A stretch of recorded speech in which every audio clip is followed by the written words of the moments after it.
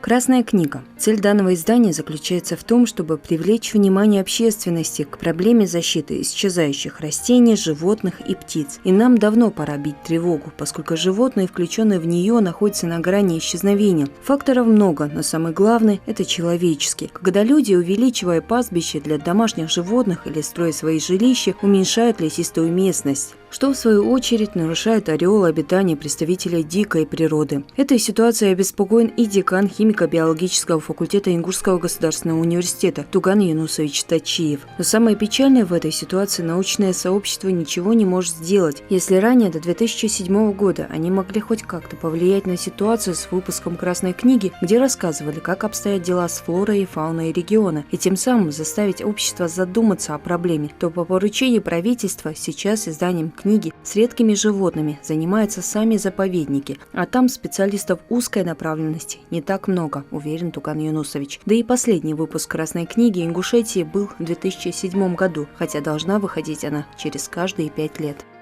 Изучаю полностью фауну республики, и мы ежегодно, естественно, совершали экспедиции, собирали материал. Говоря от Красной книги, нужно сказать, что это не научный труд, будем так говорить. Это служебная книга, которая должна быть доступна всем. У нас работа никогда не останавливается. Заповедники, не в каждом заповеднике есть условия, коллектив ученых там и, соответственно, сама структура этого заповедника. Территориально она занимает какой-то 10% территории, а вся остальная территория, естественно, и заповедник рассчитан на охрану каких-то определенных видов растений, животных, а не всей флоры, фауны. Мы же расскажем о животных, которые вошли в редкий фонд – серна. Как известно, кавказская серна является одним из своеобразных символов горных республик Северного Кавказа. Изящное и пугливое животное воспето многими кавказскими поэтами. Обитает этот представитель млекопитающих горной лесистой местности Сунжинского и Джайрахского районов Ингушетии. Этот вид горных обитателей встречается только на Кавказе и насчитывает чуть более 2000 особей. Естественно, ареал обитания серны – это в основном Джайрахский район.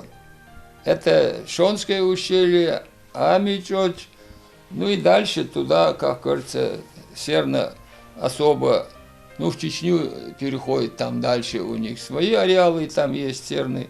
Но здесь на сегодняшний день говорит о том, что серна, численность высокая, можно на него охоту открыть и так далее. До такого состояния она еще не дошла. Серна – довольно крупное животное с длиной тела от 125 до 135 сантиметров, высотой до метра. Уши удлиненные, заостренные конца, рожки небольшие, вертикально поставлены. Окраска летнего меха ржаво-рыжая, но, по словам Тугана Тачиева, окрас может меняться в зависимости от времени года. Бесспорно, окраска зимой и летом немножко разница. Почему? Потому что цвет этой, как говорят, шерсти, оно же тоже экология. Соответственно, черный цвет им выгоднее какое время?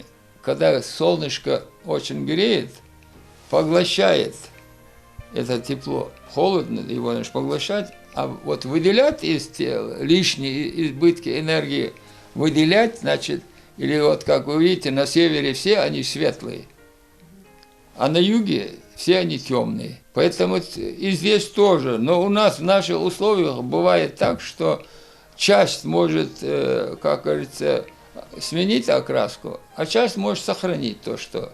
Почему? Потому что резкой смены температуры не происходит, как на севере там.